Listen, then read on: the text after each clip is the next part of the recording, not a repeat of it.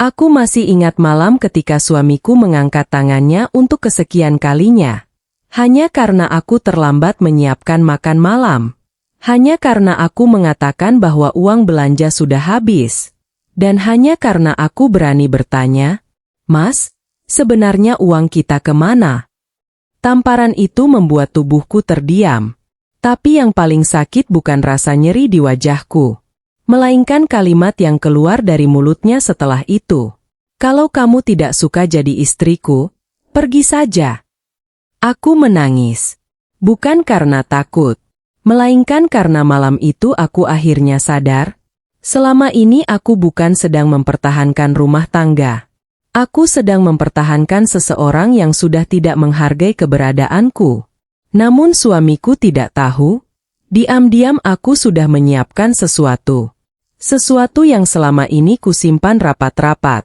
Dan ketika akhirnya dia mengetahui rencanaku, laki-laki yang selama ini begitu keras kepadaku justru menangis, memohon, bahkan berteriak histeris agar aku tidak pergi. Tapi saat itu, aku sudah mengambil keputusan. Dan keputusan itu akan membuat seluruh keluarganya menyesal. Assalamualaikum warahmatullahi wabarakatuh. Sebelum cerita ini dimulai, jangan lupa bantu like dan subscribe dulu ya. Semoga siapapun yang menekan tombol subscribe di channel ini, dilancarkan rezekinya, dipanjangkan umurnya, disehatkan badannya, dan keluarganya selalu dijauhkan dari kesedihan serta dipenuhi kebahagiaan. Amin. Sebelum cerita dimulai, tuliskan nama dan asal kota kalian di kolom komentar. Dan saya ingin bertanya, kalau kalian berada di posisi seorang istri yang terus disakiti dan suaminya tidak pernah berubah, apakah kalian akan bertahan demi rumah tangga atau memilih pergi demi menyelamatkan diri? Tulis pendapat kalian. Karena setiap orang mungkin memiliki jawaban yang berbeda.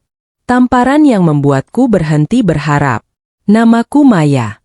Sudah 9 tahun aku menikah dengan Dimas. Selama itu pula aku selalu berusaha menjadi istri yang baik.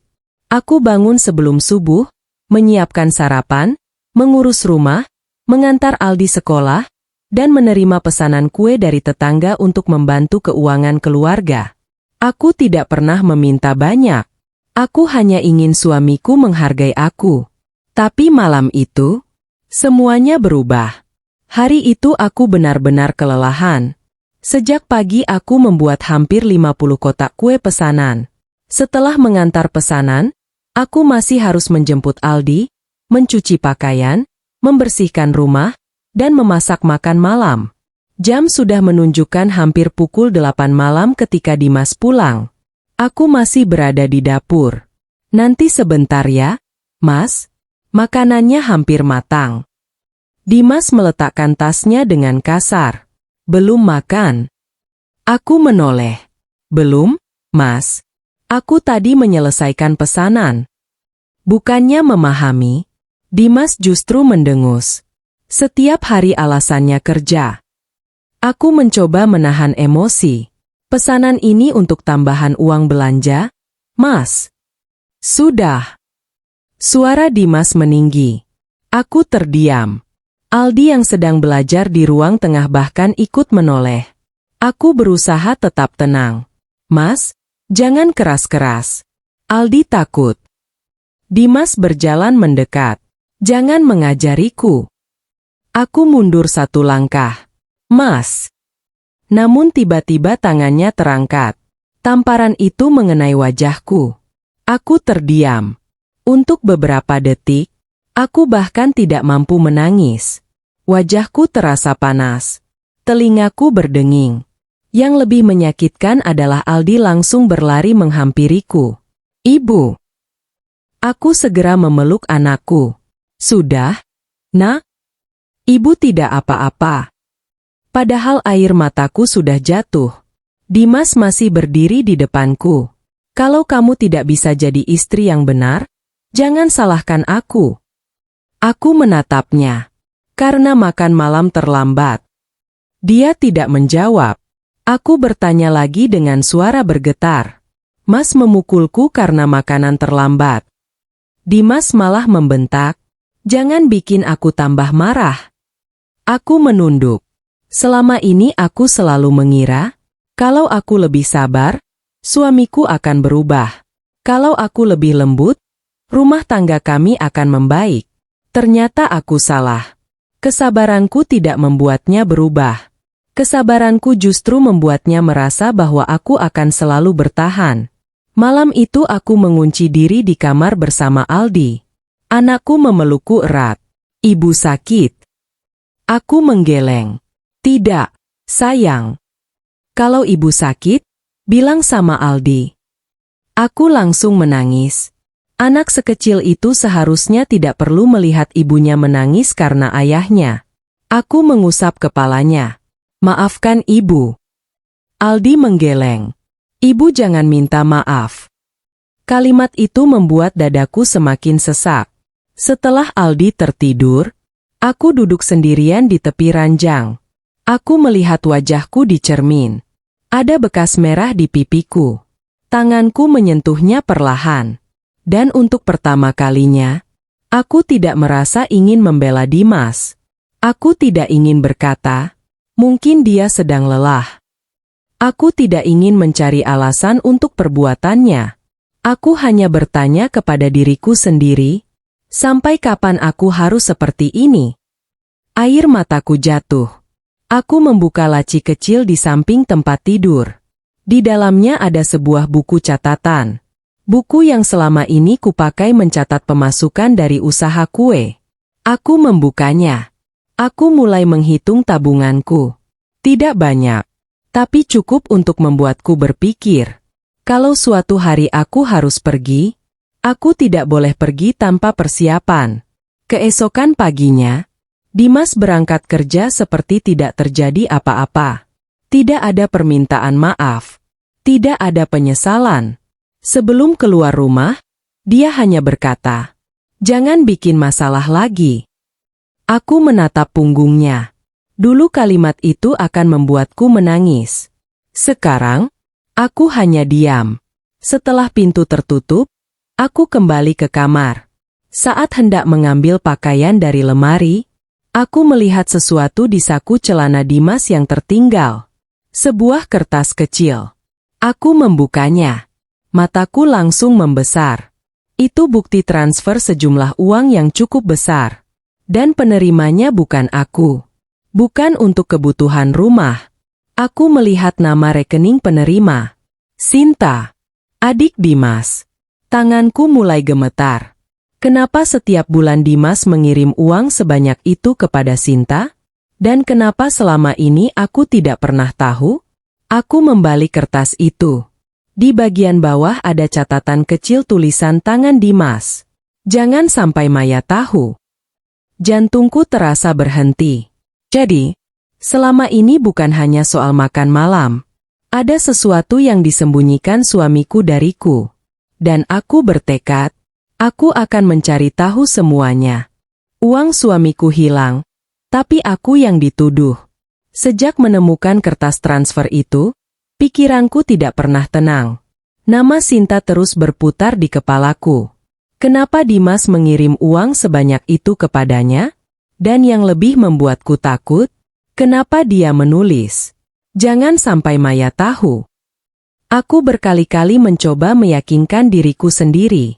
Mungkin Sinta sedang membutuhkan bantuan. Mungkin ada masalah yang tidak ku ketahui. Aku berusaha tidak langsung berpikir buruk. Karena bagaimanapun, Sinta adalah adik suamiku. Tapi satu hal yang membuatku sulit menerima semuanya adalah jumlah uangnya. Jumlah itu hampir sama dengan uang yang biasanya kami gunakan untuk kebutuhan keluarga selama beberapa bulan. Siang itu Dimas pulang lebih awal. Begitu masuk rumah, ia langsung bertanya, "Uang yang kemarin aku kasih masih ada?" Aku menoleh dari dapur. "Uang yang mana, Mas?" "Uang belanja." Aku terdiam. Sudah dipakai bayar listrik, sekolah Aldi, sama belanja kebutuhan rumah. Dimas langsung menghela napas keras. Baru beberapa hari sudah habis. Aku menahan diri. "Mas, kebutuhan rumah memang banyak. Kalau kurang, bilang." Aku sudah bilang beberapa kali. Aku mengambil buku catatan pengeluaran. Ini semuanya aku catat. Dimas bahkan tidak melihatnya. Kamu itu terlalu boros. Aku terdiam. Boros? Aku bahkan sudah bertahun-tahun tidak membeli pakaian baru untuk diriku sendiri. Dimas berjalan ke kamar. Aku mengikutinya perlahan. Mas, aku mau tanya sesuatu. Ia menoleh. Apa? Mas sering kasih uang ke Sinta. Wajah Dimas langsung berubah. Hanya sepersekian detik. Tapi aku melihatnya. Apa maksudmu? Aku menemukan bukti transfer. Dimas langsung merebut kertas itu dari tanganku. Kenapa kamu buka barang-barangku? Aku tidak sengaja menemukannya. Jangan bohong. Suaranya meninggi. Aku tersentak. Aku cuma ingin tahu. Kenapa uang keluarga diberikan sebanyak itu ke Sinta? Dimas menatapku tajam. Itu urusan aku. Aku menarik napas. Kalau uang itu dari penghasilan Mas sendiri, aku tidak akan bertanya. Tapi kalau uang kebutuhan rumah yang dipakai, berarti aku berhak tahu. Dimas tertawa sinis. Berhak? Iya. Sejak kapan kamu merasa berhak mengatur uangku? Aku menahan air mata. Aku bukan mengatur. Aku cuma ingin kita terbuka sebagai suami istri. Dimas mendekat. Jangan ikut campur urusan keluargaku. Aku terdiam. Lalu bertanya pelan. Memangnya aku bukan keluarga Mas? Pertanyaan itu membuatnya diam sesaat. Namun kemudian ia menjawab dingin. Kamu jangan cari masalah. Malam itu, Dimas tidak mau makan bersamaku. Aku menyiapkan makanan seperti biasa. Namun dia hanya mengambil piring sendiri. Aldi duduk di sampingku. Ibu. Ayah marah lagi. Aku tersenyum. Tidak, nak. Padahal, aku tahu ada sesuatu yang semakin besar. Beberapa hari kemudian, aku menerima telepon dari pemilik toko tempat kami biasa membeli kebutuhan rumah. Bu Maya. Maaf, saya mau memastikan. Tagihan bulan lalu belum dibayar ya? Aku langsung bingung. Tagihan apa, Bu? Belanja bulanan yang biasanya dibayar Pak Dimas. Aku membuka buku catatan. Memang ada beberapa kebutuhan yang belum kulunasi. Aku pikir Dimas sudah membayarnya. Baik, Bu. Nanti saya cek. Setelah telepon ditutup, aku langsung membuka aplikasi rekening keluarga. Saldo kami tinggal sedikit. Padahal beberapa hari sebelumnya Dimas baru menerima gaji. Aku mulai menghitung. Ada beberapa transaksi besar. Semuanya dikirim kepada Sinta. Tanganku mulai dingin. Jadi, bukan hanya sekali. Dimas sudah berkali-kali mengirim uang kepada adiknya. Sementara aku harus memutar otak untuk membayar kebutuhan rumah. Malamnya aku memberanikan diri bertanya lagi. Mas, aku lihat rekening. Dimas langsung meletakkan ponselnya. Kamu periksa lagi. Aku cuma ingin tahu. Kenapa uang kita dikirim terus ke Sinta? Dimas membentak. Karena dia butuh. Kalau Sinta butuh, aku tidak melarang Mas membantu. Tapi kenapa kebutuhan rumah sendiri tidak dipikirkan? Diam. Aku terkejut. Dimas menunjuk wajahku. Kamu jangan pernah mengatur hubungan aku dengan adikku. Air mataku mulai jatuh. Aku istrinya, Mas. Dan aku juga berhak tahu kenapa anak kita sampai harus mengurangi kebutuhan sekolah karena uangnya tidak ada. Dimas langsung membanting ponselnya ke meja. Semua ini gara-gara kamu. Aku terdiam. Kalau kamu bisa mengatur rumah dengan benar, masalah uang tidak akan seperti ini. Aku hampir tertawa karena sakit. Jadi, sekarang aku yang disalahkan? Malam semakin larut. Dimas tertidur. Aku masih duduk di ruang tamu. Aku membuka kembali catatan keuangan, lalu menemukan sesuatu. Ada satu transaksi yang jauh lebih besar daripada sebelumnya. Jumlahnya membuatku terdiam. Uang itu dikirim kepada Sinta tepat 2 hari sebelum aku menemukan bekas luka di wajahku. Dan ternyata, transfer itu bukan untuk kebutuhan biasa. Di bagian keterangan transaksi tertulis, DP. Aku menatap tulisan itu lama. DP untuk apa? Rumah? Mobil? Atau sesuatu yang jauh lebih buruk? Aku belum sempat mencari jawabannya. Tiba-tiba ponsel Dimas yang tergeletak di meja menyala. Ada pesan masuk dari Sinta. Aku hanya sempat membaca satu kalimat sebelum layar kembali mati. Mas, jangan sampai Maya tahu siapa sebenarnya yang menerima uang itu. Dadaku langsung berdebar. Siapa sebenarnya penerima uang itu? Dan kenapa Sinta takut aku mengetahuinya? Saat itulah aku sadar, rahasia yang disembunyikan suamiku ternyata jauh lebih besar dari yang selama ini kubayangkan. Ibu mertuaku menyalahkanku, padahal aku mulai menemukan kebenaran. Pagi itu aku bangun dengan perasaan yang berbeda. Semalaman aku hampir tidak tidur. Pesan dari Sinta terus terbayang di kepalaku. Mas, jangan sampai Maya tahu siapa sebenarnya yang menerima uang itu. Siapa yang dimaksud Sinta? Dan kenapa dia begitu takut aku mengetahuinya? Aku ingin bertanya langsung kepada Dimas. Tapi aku tahu, kalau aku bertanya sekarang, dia mungkin akan marah lagi. Jadi untuk sementara, aku memilih diam. Bukan karena aku takut. Aku hanya ingin mencari tahu semuanya dengan kepalaku sendiri. Pagi itu aku membuat sarapan seperti biasa. Nasi goreng untuk Dimas. Telur untuk Aldi. Teh hangat untuk diriku sendiri. Ketika Dimas turun dari kamar, aku memperhatikannya diam-diam. Wajahnya terlihat biasa. Seolah tidak pernah memukulku. Seolah tidak pernah membentakku. Seolah malam tadi tidak ada pesan mencurigakan di ponselnya. Aku hampir bertanya. Namun tiba-tiba suara motor berhenti di depan rumah. Aku langsung mengenali suara itu. Sinta. Sinta masuk tanpa mengetuk. Mas Dimas ada. Aku mengangguk. Ada di kamar. Ia menatapku sebentar. Kemudian tersenyum tipis. Kok belum berangkat kerja? Sebentar lagi. Sinta duduk di sofa. Aku memperhatikannya. Ada sesuatu yang berbeda. Tangannya terus menggenggam tas. Seolah sedang menyembunyikan sesuatu. Tak lama kemudian Dimas keluar. Begitu melihat Sinta, wajahnya langsung berubah.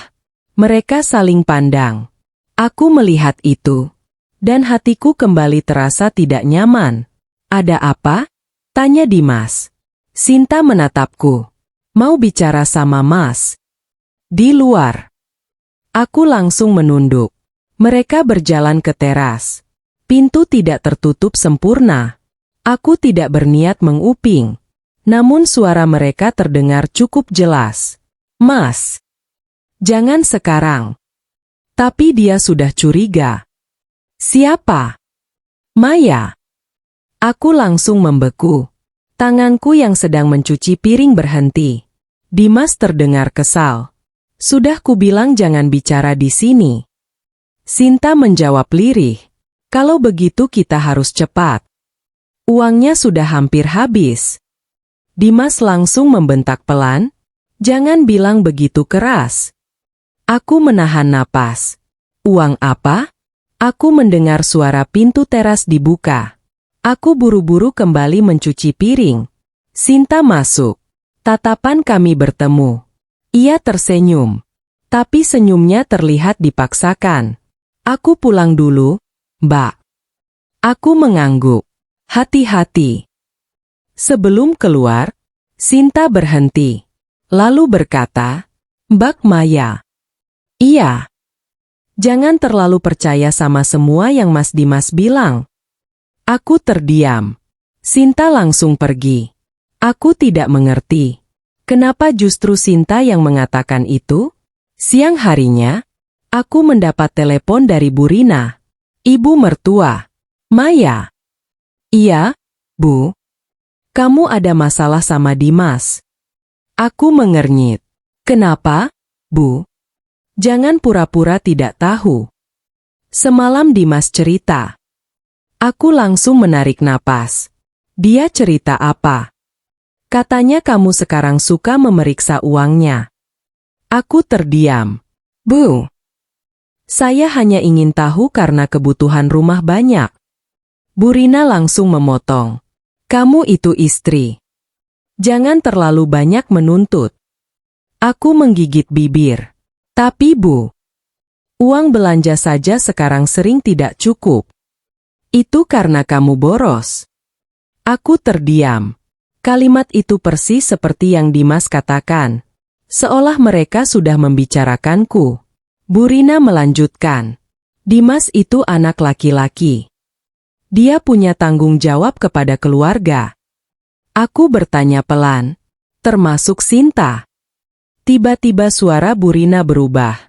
Kamu jangan ikut campur urusan Sinta. Jantungku langsung berdegup. Aku semakin yakin. Ada sesuatu yang mereka sembunyikan. Bu. Kalau memang tidak ada apa-apa, kenapa saya tidak boleh tahu? Karena kamu bukan bagian dari semua urusan keluarga kami. Kalimat itu membuatku terdiam. Aku menutup telepon. Air mataku jatuh. Setelah 9 tahun menjadi istri Dimas, ternyata aku masih dianggap orang luar. Sore itu, aku menjemput Aldi dari sekolah.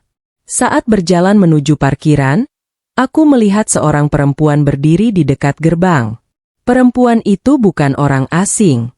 Aku pernah melihatnya. Beberapa kali. Ia berdiri bersama Sinta. Namun kali ini, perempuan itu memegang sebuah amplop coklat. Sinta datang menghampirinya. Mereka berbicara sebentar.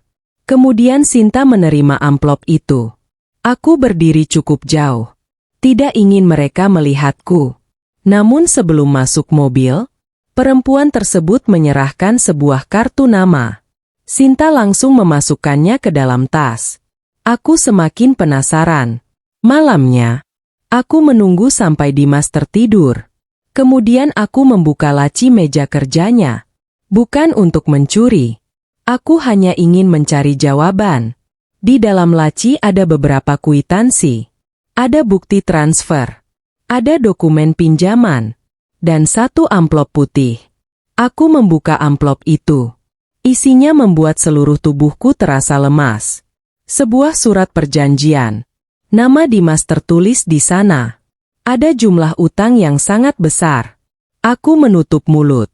Ternyata, selama ini Dimas bukan sekadar membantu Sinta. Ia sedang menutupi utang besar. Namun yang membuatku semakin bingung, di bagian bawah surat itu ada nama orang lain sebagai penjamin. Aku membaca nama tersebut berulang kali. Bu Rina. Aku langsung terduduk. Jadi ibu mertuaku juga tahu? Tiba-tiba terdengar suara langkah kaki dari belakang.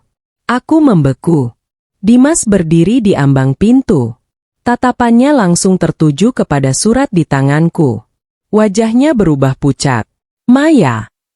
Aku perlahan berdiri. Mas. Jelaskan ini. Dimas tidak menjawab. Aku mengangkat surat itu. Kenapa Mas punya utang sebesar ini? Ia menarik napas panjang. Aku menatapnya sambil menahan tangis. Dan kenapa nama ibu ada di sini? Dimas masih diam. Lalu akhirnya berkata pelan. Karena utang itu sebenarnya bukan milikku, Maya. Aku terdiam. Kalau bukan milik Mas, utang siapa? Dimas menatapku dengan wajah penuh ketakutan. Dan jawaban yang keluar dari mulutnya, membuatku merasa seperti seluruh duniaku baru saja runtuh. Ternyata utang itu bukan milik suamiku. Dan aku tidak siap mendengar siapa yang sebenarnya terlibat. Aku menatap Dimas tanpa berkedip. Tanganku masih menggenggam surat perjanjian itu. Kalau bukan utang Mas? Suaraku bergetar. Utang siapa? Dimas tidak langsung menjawab. Dia hanya berdiri di depanku dengan wajah pucat. Untuk pertama kalinya sejak aku mengenalnya, aku melihat ketakutan yang benar-benar nyata di matanya. Aku melangkah mendekat. Mas, jangan sembunyikan apapun lagi. Setelah semua yang terjadi, aku berhak tahu. Dimas mengusap wajahnya. Kemudian dia duduk di tepi ranjang. Aku tidak tahu harus mulai dari mana. Aku tertawa kecil. Tapi tawa itu penuh kepahitan. Mulai dari kebenaran. Jangan mulai dari alasan. Dimas menundukkan kepala. Beberapa detik kemudian, dia akhirnya berkata, "Utang itu milik Sinta." Aku langsung membeku. Aku memang sudah menduga ada sesuatu tentang Sinta. Tetapi mendengar pengakuan itu langsung dari suamiku, tetap membuat dadaku terasa sesak. Kenapa utangnya sebesar itu? Dimas menarik napas panjang. Awalnya Sinta meminjam uang untuk usaha. Katanya dia mau membuka toko. Aku percaya. Terus, usahanya gagal. Aku mengerutkan kening.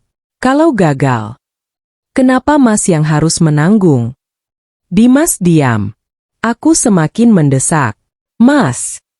Dia akhirnya menjawab, karena Sinta menggunakan namaku untuk beberapa pinjaman. Aku terdiam. Tanpa sepengetahuanku. Dia memalsukan tanda tanganku. Aku langsung menatapnya. Apa? Dimas mengangguk.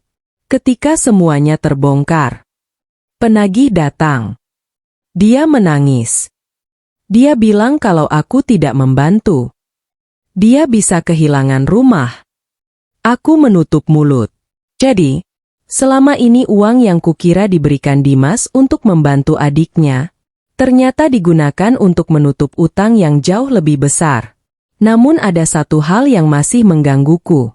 Kalau begitu, kenapa ibu ikut menjadi penjamin? Dimas kembali terdiam. Aku menatapnya tajam. Mas, jangan bilang ibu tahu semuanya. Dia mengangguk pelan. Ibu tahu. Air mataku langsung jatuh. Bukan karena Sinta. Bukan juga karena utangnya. Tetapi karena sekali lagi, aku mengetahui bahwa suamiku dan keluarganya menyembunyikan sesuatu dariku.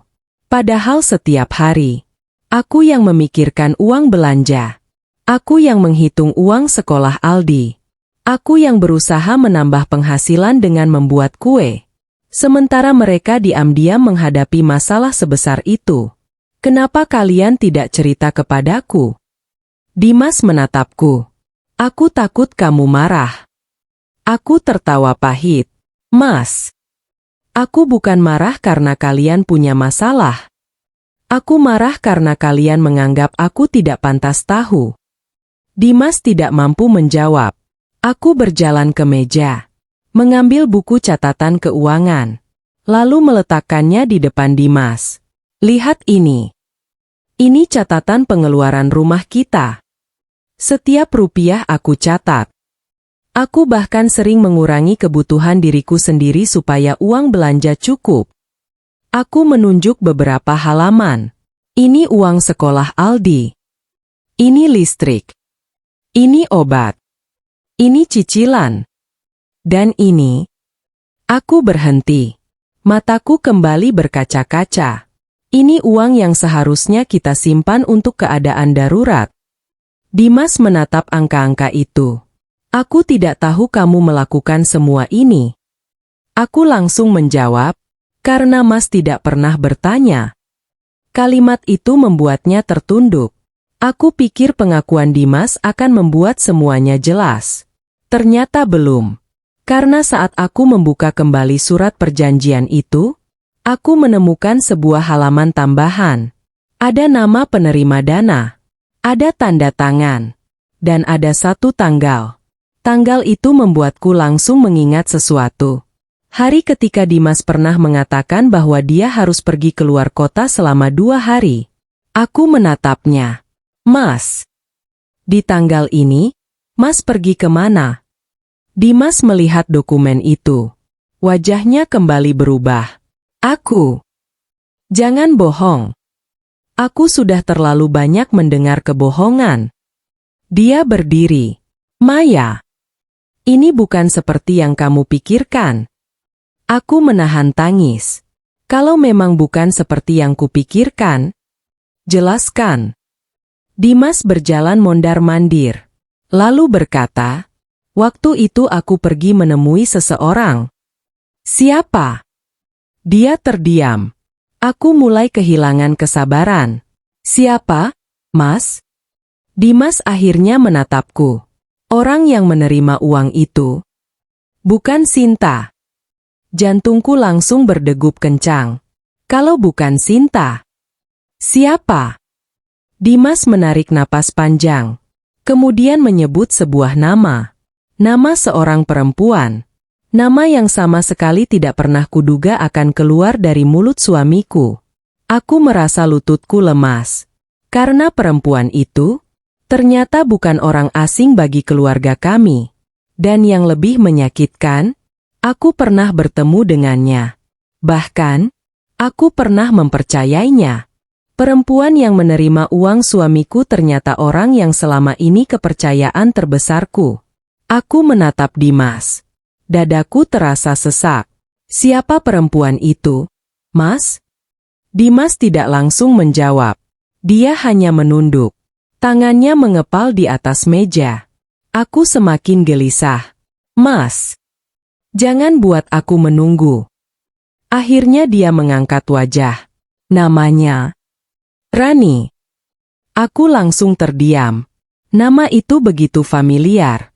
Aku memejamkan mata. Tidak mungkin. Jangan-jangan, Rani yang mana? Dimas menarik napas panjang. Rani. Teman dekatmu.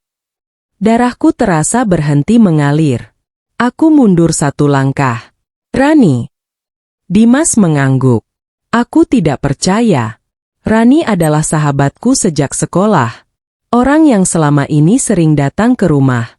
Orang yang selalu mendengarkan ceritaku. Orang yang bahkan beberapa kali menasihatiku agar bersabar menghadapi Dimas. Dan ternyata, dia terlibat dalam semua ini. Aku tertawa kecil. Bukan karena lucu, tapi karena terlalu sakit untuk dipercaya.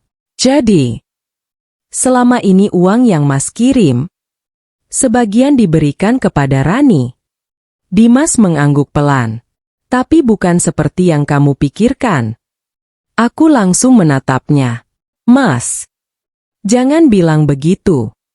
Kalimat itu biasanya keluar sebelum seseorang menjelaskan kebohongan berikutnya. Dimas menghela napas. Rani sedang terlibat masalah. Dia meminjam uang dari Sinta. Ketika Sinta gagal membayar, Rani ikut terseret. Aku mengerutkan kening. Lalu kenapa Mas yang membayar? Dimas diam. Aku semakin curiga. Kenapa? Akhirnya dia berkata, karena Rani punya bukti tentang transaksi yang bisa menghancurkan Sinta. Aku membeku. Bukti apa? Dimas tidak menjawab. Aku mengambil surat di meja. Mas, kalau memang tidak ada yang disembunyikan, kenapa semua orang terlihat takut? Tiba-tiba ponsel Dimas berdering. Nama yang muncul di layar membuatku terdiam. Rani. Dimas menatap layar. Lalu menatapku. Aku berkata pelan. Angkat. Dia menggeleng.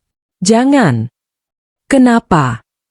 Karena kalau dia tahu kamu sudah tahu, semua akan semakin rumit. Aku menatap suamiku. Mas. Sudah terlalu rumit sejak awal. Aku mengambil ponselnya, lalu menyerahkannya kepadanya. Angkat. Dimas akhirnya menerima panggilan. Halo. Aku berdiri tidak jauh darinya. Suara Rani terdengar samar dari seberang. Namun satu kalimat membuat jantungku berdegup kencang. Mas Dimas, aku sudah tidak bisa menyimpan rahasia itu lebih lama. Dimas langsung menatapku. Aku membeku. Rahasia apa? Rani terdiam beberapa detik. Kemudian suaranya terdengar lebih pelan. Maya sudah tahu semuanya. Aku langsung meraih ponsel itu. Rani. Suasana di seberang mendadak hening. Jelaskan kepadaku. Tidak ada jawaban. Rani. Akhirnya dia berkata, maaf, Mei. Aku tidak pernah ingin menyakitimu. Air mataku mulai jatuh. Kalau begitu, kenapa? Rani menangis. Aku melakukan semuanya karena aku takut. Takut apa? Dia terdiam. Lalu menjawab, aku takut Dimas akan masuk penjara. Aku langsung membeku. Penjara? Aku menatap Dimas. Wajahnya pucat. Mas. Apa maksudnya? Dimas menutup wajahnya. Rani masih menangis di telepon. Mei. Ada satu kejadian 3 tahun lalu. Dimas tidak pernah menceritakannya kepadamu. Aku juga terlibat. Aku menggenggam meja agar tidak jatuh. Rani. Kejadian apa? Suara Rani semakin lirih. 3 tahun lalu, Dimas menabrak seseorang dengan mobilnya. Aku menutup mulut. Seluruh tubuhku terasa dingin. Selama ini, aku pikir masalah keluargaku hanya tentang uang. Ternyata ada sesuatu yang jauh lebih besar. Dan yang paling membuatku hancur, Dimas telah menyembunyikan kejadian itu dariku selama 3 tahun. Aku menatapnya. Mas, apakah itu benar? Dimas tidak menjawab. Aku mengulang pertanyaanku sambil menangis. Mas, apakah Mas benar-benar pernah menabrak seseorang? Akhirnya, Dimas mengangguk. Dan tepat setelah itu, Rani mengatakan kalimat yang membuatku benar-benar kehilangan kata-kata. Tapi Maya, orang yang ditabrak Dimas malam itu ternyata masih hidup. Aku terdiam. Kalau orang itu masih hidup, lalu kenapa selama 3 tahun semuanya disembunyikan? Dan siapa sebenarnya yang menanggung akibat dari kejadian itu? Orang yang ditabrak suamiku ternyata masih hidup, dan rahasia itu membuatku mempertanyakan semuanya. Aku masih berdiri di depan Dimas. Tubuhku terasa lemas. Kalimat Rani terus terngiang di kepalaku. Orang yang ditabrak Dimas malam itu ternyata masih hidup. Aku menatap suamiku. Mas, kenapa selama ini aku tidak pernah tahu? Dimas tidak menjawab. Aku mendekat. Jawab aku. Suaraku bergetar. Siapa orang itu? Dimas mengusap wajahnya. Aku tidak bisa menjelaskannya sekarang. Aku langsung tertawa pahit. Selama ini aku selalu diminta percaya sama Mas. Ketika uang hilang, aku diam. Ketika Mas marah, aku diam. Bahkan ketika Mas memukulku, aku masih mencari alasan untuk membela Mas. Tapi sekarang, aku menunjuk dokumen di atas meja. Mas menyimpan rahasia sebesar ini selama 3 tahun. Dimas menundukkan kepala. Aku takut kehilangan kamu. Aku langsung menjawab, dan dengan berbohong. Mas justru hampir kehilangan aku. Rani masih berada di telepon. Aku bertanya kepadanya. Rani, kenapa kamu tahu semua ini? Dia menangis. Karena malam itu aku ada di sana. Aku membeku. Kamu ada di sana? Iya. Dan kamu diam selama 3 tahun. Aku takut, Mei. Takut kepada siapa? Rani tidak menjawab. Aku mulai merasa ada sesuatu yang tidak masuk akal. Kalau memang Dimas mengalami kecelakaan, kenapa Rani terlibat? Kenapa Sinta ikut terseret? Kenapa Burina menjadi penjamin utang? Dan kenapa uang dalam jumlah besar terus berpindah tangan? Terlalu banyak pertanyaan. Aku mengambil buku catatan keuanganku, lalu mulai mencocokkan tanggal. Transaksi pertama terjadi 3 tahun lalu, tepat beberapa hari setelah kecelakaan yang disebut Rani. Transaksi kedua 1 bulan kemudian. Transaksi ketiga. 6 bulan kemudian. Jumlahnya terus bertambah. Aku menatap Dimas. Jadi selama 3 tahun. Uang keluarga kita dipakai untuk menutup masalah ini. Dimas mengangguk. Aku tidak punya pilihan. Aku langsung membalas. Selalu ada pilihan, Mas. Mas bisa jujur kepadaku. Mas bisa meminta bantuanku. Mas bisa mencari jalan yang benar. Tapi Mas memilih berbohong. Dimas menangis. Aku takut kamu pergi. Aku menatapnya dengan mata basah. Mas, yang membuatku ingin pergi bukan masalahmu, tapi kebohonganmu. Tiba-tiba terdengar suara dari depan rumah. Pintu terbuka. Bu Rina masuk bersama Sinta. Keduanya langsung berhenti ketika melihat wajah kami. Bu Rina menatap Dimas. Kamu sudah cerita. Dimas diam. Aku langsung menoleh kepada ibu mertuaku. Jadi ibu tahu. Bu Rina membeku. Tahu apa? Aku mengangkat surat perjanjian tentang kecelakaan itu. Wajah Bu Rina berubah. Sinta langsung menangis. Mbak. Jangan. Aku menggeleng. Jangan minta aku berhenti. Aku sudah terlalu lama tidak tahu apa-apa tentang hidup suamiku sendiri. Bu Rina duduk.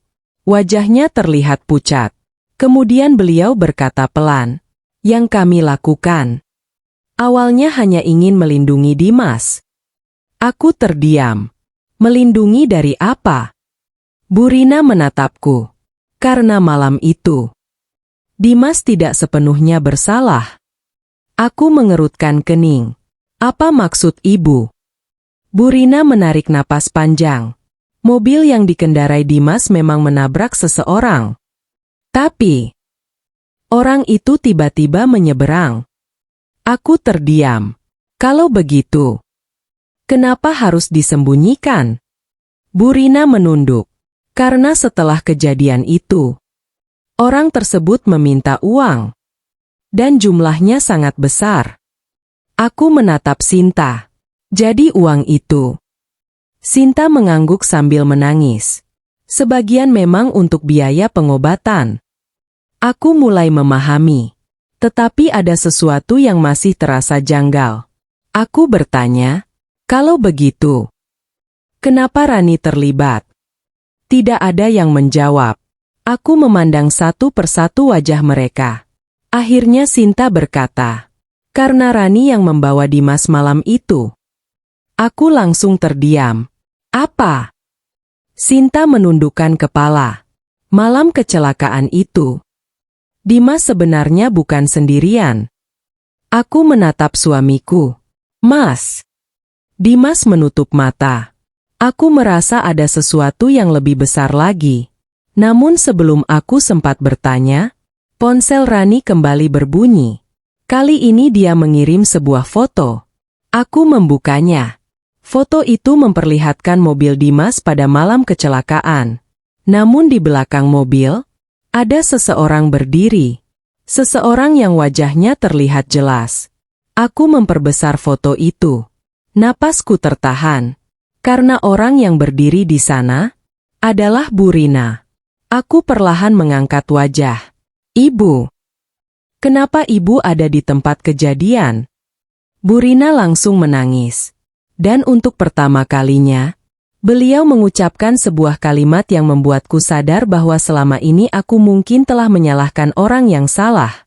Karena malam itu, bukan Dimas yang pertama kali menabrak orang itu. Aku membeku. Kalau bukan Dimas, lalu siapa yang sebenarnya mengemudikan mobil itu? Ternyata bukan Dimas yang mengemudi. Dan kebenaran itu membuatku terdiam. Aku menatap Bu Rina. Tubuhku terasa dingin. Kalimatnya masih terngiang-ngiang di kepalaku. Malam itu, bukan Dimas yang pertama kali menabrak orang itu. Aku menatap Dimas. Lalu Sinta. Kemudian kembali kepada Bu Rina. Kalau bukan Mas Dimas, siapa yang mengemudi? Bu Rina menangis. Namun tidak menjawab. Aku mulai kehilangan kesabaran. Ibu. Selama 3 tahun keluarga ini menyimpan rahasia. Selama 3 tahun aku hidup bersama suami yang ternyata menyembunyikan kejadian sebesar ini. Dan sekarang ibu masih ingin diam. Bu Rina mengusap air matanya. Aku takut. Takut apa? Takut semuanya hancur. Aku tertawa pahit. Bu. Semuanya sudah hancur sejak kalian memilih berbohong. Pak Harun yang sejak tadi hanya diam akhirnya masuk ke ruang tamu. Wajahnya terlihat sangat serius. Ia menatap istrinya. Rina. Sudah waktunya kamu jujur. Bu Rina langsung menangis. Pak. Kalau kita bicara. Dimas bisa. Pak Harun memotong. Justru karena selama ini kita diam, masalahnya semakin besar. Aku menatap Pak Harun. Pak, tolong jelaskan. Beliau duduk perlahan, lalu berkata, malam itu, Dimas memang berada di dalam mobil. Tapi dia bukan pengemudinya. Aku menelan ludah. Siapa? Pak Harun menatap Bu Rina. Rina. Aku langsung membeku. Aku menatap ibu mertuaku. Ibu. Bu Rina menangis semakin keras. Iya. Yang mengemudi malam itu adalah ibu. Ruangan terasa sunyi. Aku bahkan tidak tahu harus berkata apa. Perempuan yang selama ini selalu menyalahkanku, ternyata menyimpan rahasia sebesar ini. Bu Rina melanjutkan dengan suara gemetar. Malam itu Dimas sedang bertengkar denganku. Aku memintanya menjemputku. Dia datang bersama Rani. Setelah itu, aku yang mengambil kemudi. Aku menatapnya. Lalu orang itu. Bu Rina menunduk. Dia tiba-tiba menyeberang. Aku mengerem. Tapi terlambat. Air mata beliau mengalir. Dimas langsung panik. Rani juga ketakutan. Kami membawa korban ke rumah sakit. Aku mengerutkan kening. Kalau begitu kenapa Dimas yang menanggung semuanya? Bu Rina menutup wajahnya. Karena ketika polisi datang, Dimas mengaku sebagai pengemudi. Aku langsung menatap Dimas. Mas. Dimas mengangguk. Aku tidak bisa membiarkan ibu masuk penjara. Aku merasa dadaku sesak. Jadi selama ini, Mas mengorbankan hidup Mas untuk melindungi ibu. Dimas menangis. Aku pikir itu keputusan yang benar. Aku menggeleng. Dan kalian semua membiarkan aku hidup dalam kebohongan. Tidak ada yang menjawab. Aku berdiri. Tanganku gemetar. Selama ini aku sering berpikir, mungkin Mas memang laki-laki yang tidak bertanggung jawab. Ternyata, Mas menyimpan masalah sebesar ini sendirian. Dimas menatapku. Aku salah. Seharusnya aku cerita. Aku menggeleng. Iya. Mas salah. Tapi aku juga tidak bisa membenarkan apa yang Mas lakukan kepadaku. Dimas menundukkan kepala. Aku tahu. Aku menunjuk wajahku. Mas memukulku. Membentakku. Menghina aku. Dan setiap kali aku bertanya soal uang, Mas membuatku merasa seperti istri yang tidak berguna. Air mataku jatuh. Padahal, Mas sendiri sedang tenggelam dalam masalah. Dimas menangis. Aku malu. Aku tidak tahu bagaimana harus meminta pertolongan. Tiba-tiba ponsel Sinta berbunyi. Ia melihat layar. Wajahnya langsung pucat. Ada apa? Tanyaku. Sinta menyerahkan ponselnya kepadaku. Sebuah pesan masuk dari nomor tidak dikenal. Isinya hanya satu kalimat. Saya tahu siapa yang sebenarnya mengemudi malam itu. Dan saya siap memberikan bukti kepada polisi. Aku terdiam. Bu Rina langsung panik. Jangan. Aku menatapnya. Ibu takut. Bu Rina menangis. Kalau orang itu benar-benar melapor, Semua akan selesai. Aku menghela napas. Selama 3 tahun, mereka hidup dalam ketakutan. Namun tiba-tiba aku merasa ada sesuatu yang aneh. Kalau memang korban sudah menerima biaya pengobatan, lalu siapa yang mengirim pesan ini? Dan kenapa baru sekarang? Aku meminta Rani mengirim seluruh foto dan dokumen yang dia punya. Beberapa menit kemudian, satu video masuk ke ponselku. Aku membukanya. Rekaman itu tampaknya berasal dari kamera toko di pinggir jalan. Waktu yang tertera, sama persis dengan malam kecelakaan. Aku memperhatikan layar dengan saksama. Mobil Dimas terlihat melintas. Beberapa detik kemudian, seseorang turun dari kursi pengemudi. Aku memperbesar video. Wajahnya terlihat cukup jelas. Aku menahan napas. Karena orang itu, bukan Burina, bukan Dimas, bukan Rani, melainkan seseorang yang selama ini selalu berada paling dekat dengan keluarga kami. Aku perlahan menatap Pak Harun. Beliau langsung berdiri. Wajahnya berubah pucat. Aku tahu siapa dia. Aku membeku. Siapa, Pak? Pak Harun tidak menjawab. Beliau hanya menatap istrinya.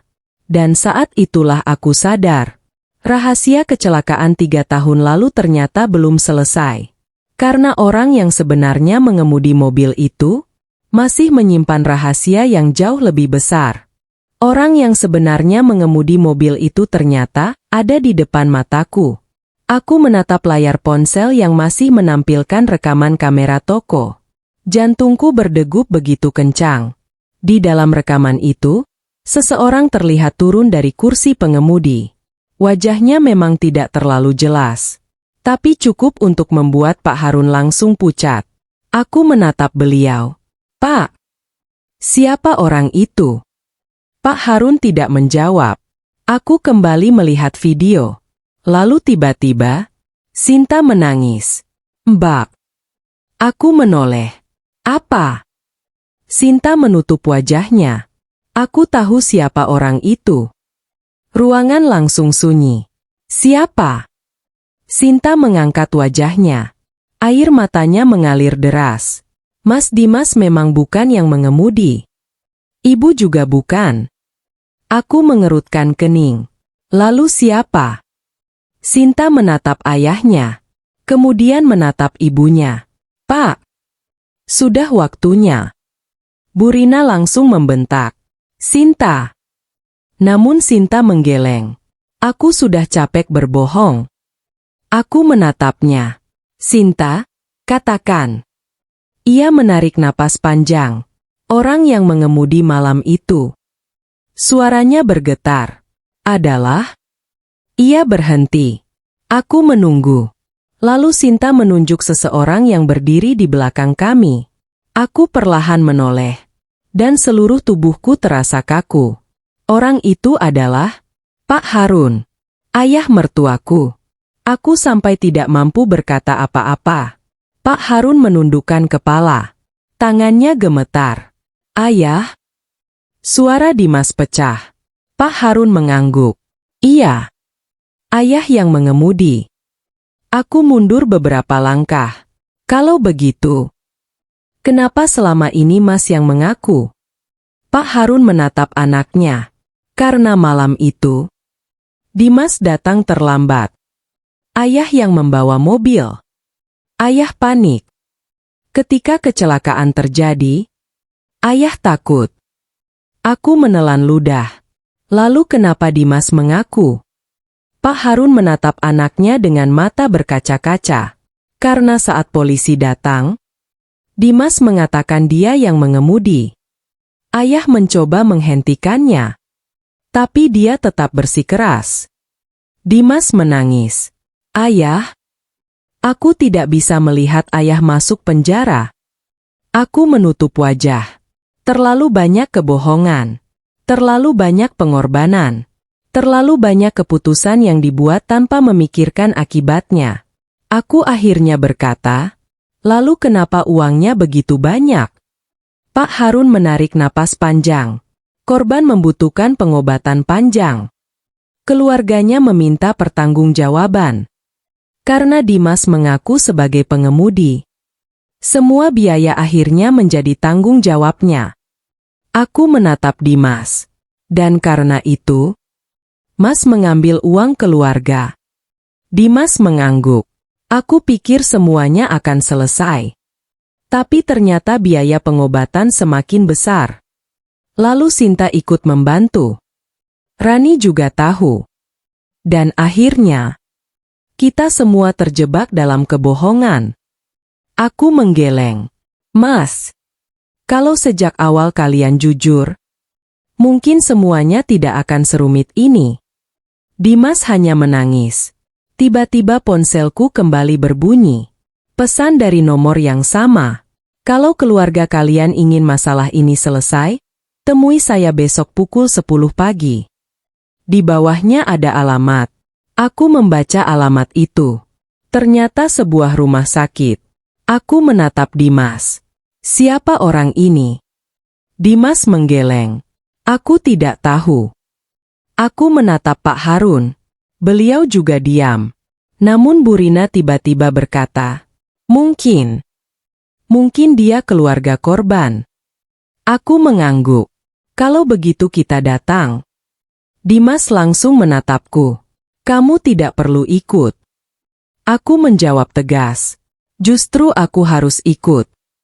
Sudah cukup lama hidupku dikendalikan oleh rahasia kalian. Aku ingin semuanya selesai. Keesokan harinya, aku, Dimas, Pak Harun, Bu Rina, dan Sinta pergi ke rumah sakit. Sepanjang perjalanan, tidak ada yang berbicara. Aku duduk di samping Dimas. Namun kami tidak saling menyentuh. Hubungan kami terasa begitu jauh. Sesampainya di rumah sakit, kami menuju lantai 3. Alamat yang diberikan mengarah ke sebuah kamar. Dimas mengetuk pintu. Tidak ada jawaban. Ia mengetuk lagi. Kemudian pintu terbuka. Seorang perempuan parubaya berdiri di sana. Matanya terlihat lelah. Ia menatap kami satu persatu. Lalu pandangannya berhenti pada Dimas. Kamu datang juga. Dimas menunduk. Iya. Perempuan itu menatapku. Kamu istrinya. Aku mengangguk. Iya. Ia menarik napas panjang.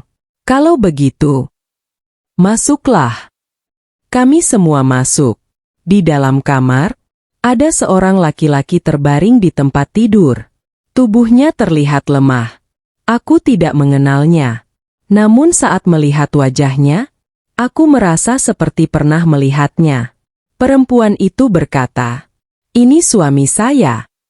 Orang yang kecelakaan 3 tahun lalu." Aku menahan napas. Lalu perempuan itu melanjutkan. Selama 3 tahun, dia tidak pernah bisa berjalan seperti dulu. Aku menunduk.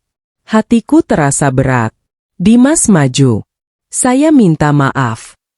Perempuan itu menatapnya. Kamu bukan orang yang mengemudi. Dimas terdiam. Kami tahu. Lalu kenapa kamu mengaku? Dimas menangis. Karena saya ingin melindungi ayah saya. Perempuan itu menghela napas. Dan kalian tahu apa akibatnya? Suami saya kehilangan pekerjaannya. Keluarga kami kehilangan rumah. Dan selama 3 tahun, kami hidup dari uang yang kalian kirim. Aku menutup mulut. Kini semuanya mulai jelas. Namun perempuan itu tiba-tiba menatapku. Ada satu hal lagi yang harus kamu tahu. Aku mengerutkan kening. Apa? Ia mengambil sebuah map, lalu menyerahkannya kepadaku. Ini bukti pembayaran yang kami terima. Aku membuka map itu. Mataku langsung tertuju pada salah satu tanda tangan. Tanda tangan penerima dana. Aku mengenalinya. Itu bukan tanda tangan perempuan ini. Aku menatap Dimas.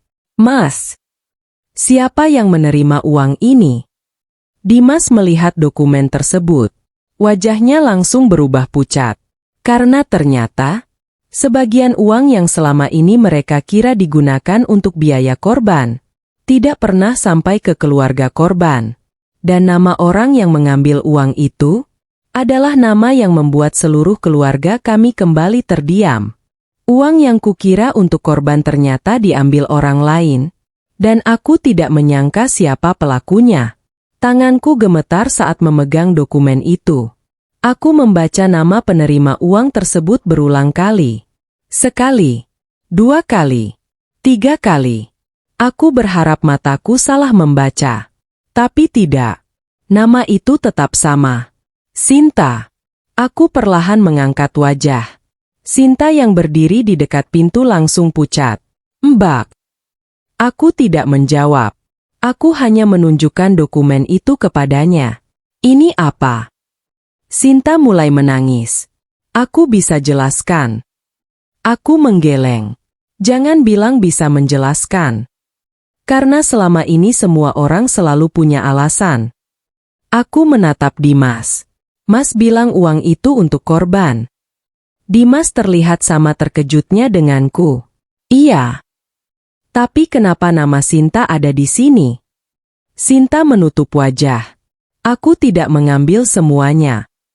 Aku langsung menatapnya. Berarti memang ada yang kamu ambil. Sinta menangis. Aku terpaksa.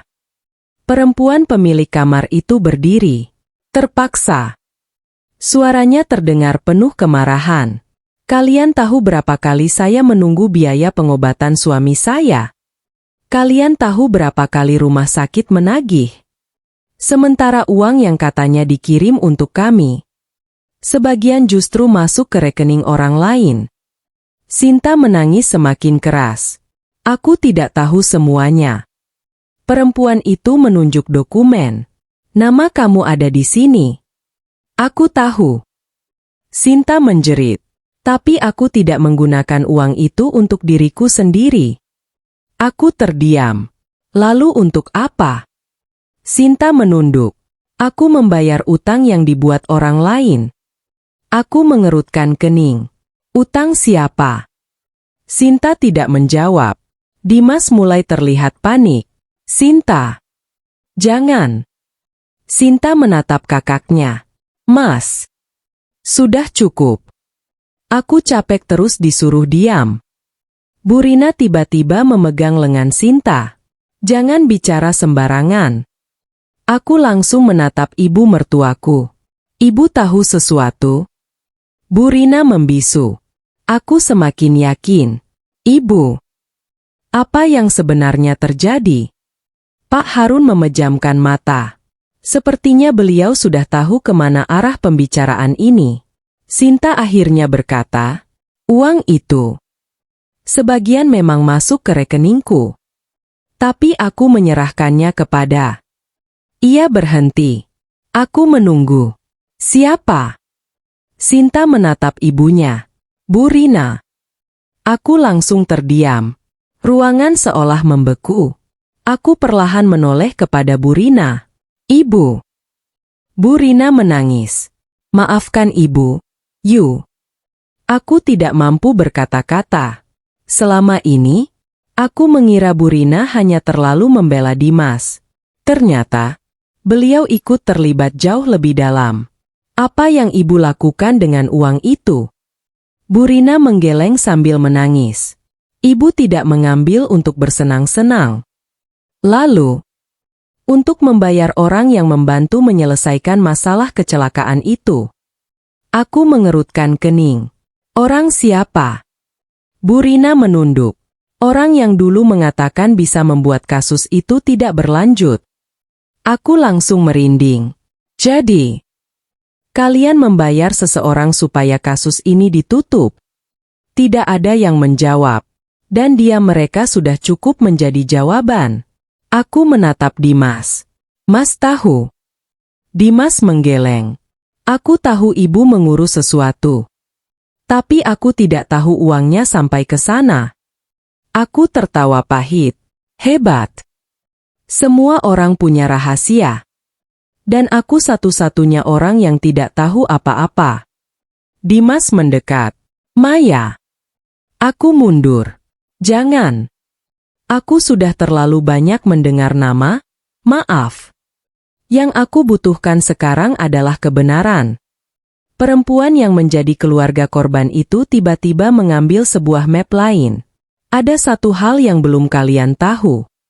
Ia meletakkan map tersebut di atas meja. Suami saya tidak pernah meminta uang sebesar itu. Aku terdiam. Apa?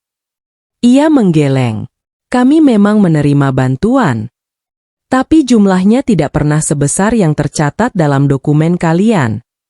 Aku membuka map tersebut. Ada daftar biaya rumah sakit. Ada kwitansi. Ada bukti pembayaran. Aku mulai menghitung. Jumlah yang benar-benar diterima keluarga korban ternyata jauh lebih kecil. Sangat jauh. Lalu aku melihat total uang yang selama 3 tahun telah dikirim Dimas. Selisihnya mencapai ratusan juta rupiah. Aku menatap semua orang. Kalau uang sebanyak ini tidak sampai ke korban, kemana sisanya? Tiba-tiba, ponsel Bu Rina berdering. Beliau melihat layar. Wajahnya langsung pucat. Aku sempat melihat nama penelepon. Sebuah nomor yang tidak tersimpan. Bu Rina tidak mengangkatnya. Panggilan berhenti. Kemudian masuk sebuah pesan. Bu Rina membacanya. Tangannya langsung gemetar. Aku bertanya, pesan apa, Bu? Beliau tidak menjawab. Aku mengambil ponselnya. Di layar tertulis, kalau keluarga itu mulai mencari kemana uang tersebut pergi, jangan salahkan saya kalau semua bukti saya serahkan. Aku menatap Bu Rina. Ibu, siapa orang ini? Bu Rina menangis. Orang yang selama ini kami bayar. Aku mengerutkan kening. Untuk apa? Bu Rina menutup wajahnya. Untuk menutupi satu kesalahan lagi. Dadaku semakin sesak. Kesalahan apa? Bu Rina menatapku dengan wajah penuh ketakutan. Lalu berkata pelan, Maya, kecelakaan itu bukan satu-satunya masalah yang kami sembunyikan dari kamu. Aku membeku. Masalah apa? Bu Rina tidak menjawab. Namun Pak Harun tiba-tiba berdiri dan berkata, kita harus pulang sekarang.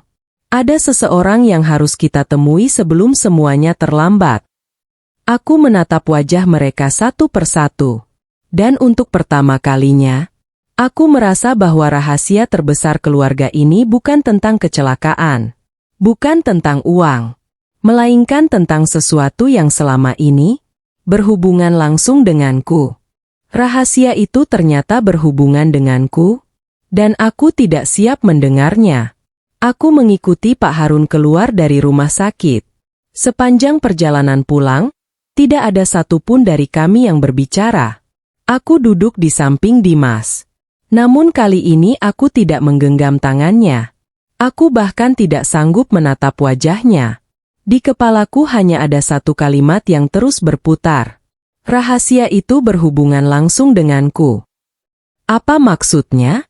Selama 9 tahun menikah, apa lagi yang disembunyikan suamiku? Sesampainya di rumah, Pak Harun langsung meminta semua orang duduk di ruang tamu. Bu Rina terlihat sangat gelisah.